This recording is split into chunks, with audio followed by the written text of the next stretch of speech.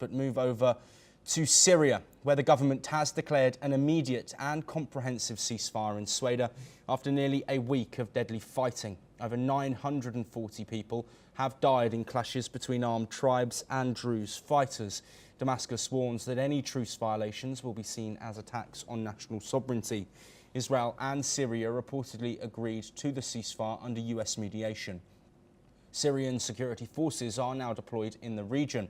The UN has called for an independent probe into the violence and worsening humanitarian crisis. Let's listen in to a Syrian tribal fighter in the region. نحن عشائر يا عمي ضد الهجري واتباع الخنازير. نحن اليوم رحنا من بيوتها نص بيوتها مثل البحر.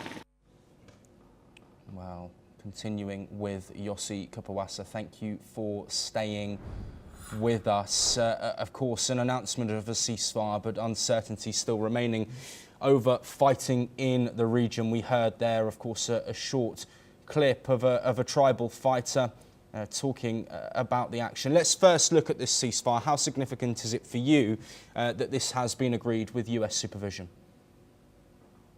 Well, it's very important to keep this ceasefire, and because it serves two concerns of Israel. First, the security of the Druze community and other minorities in Syria, but this case, the Druze minority that is living in the southern part of Syria. And secondly, we want to make sure that jihadic organizations and other terror groups do not deploy in southern Syria.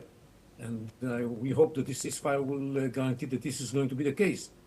And generally speaking, this is also the interest of the Syrian regime. So we hope he has an interest in making sure that the ceasefire stands. So far, we haven't been convinced that this is the case because, unfortunately, even though the regime says that he is interested in that, it seems that he cannot control the powers, the groups that are subordinated to him. And we have seen some groups of the jihadic organizations moving towards Sweida and trying to commit all kinds of attacks against the Druze over there. We'll see how this develops. We hope that the truce was going to stand.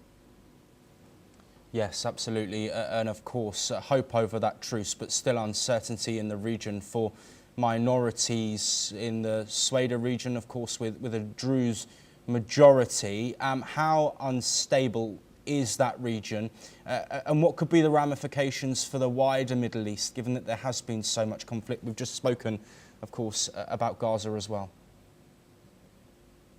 Yeah, well, the area is very unstable. The Shara regime is not able to control all of the troops and the organizations that are subordinated to him.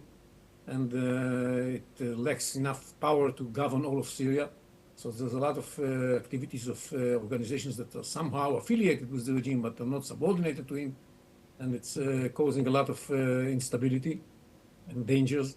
And we hope that it's going to be able to control the situation, and it's going to show interest in really stabilizing the situation and moving towards more security and starting a process of reconstruction of Syria.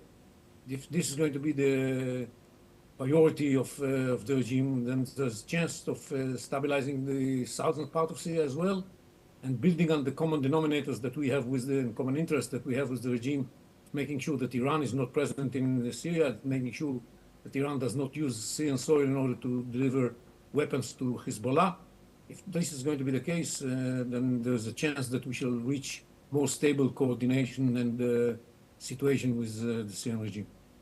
Yossi Kapawasa, as always, thank you ever so much for joining us and providing your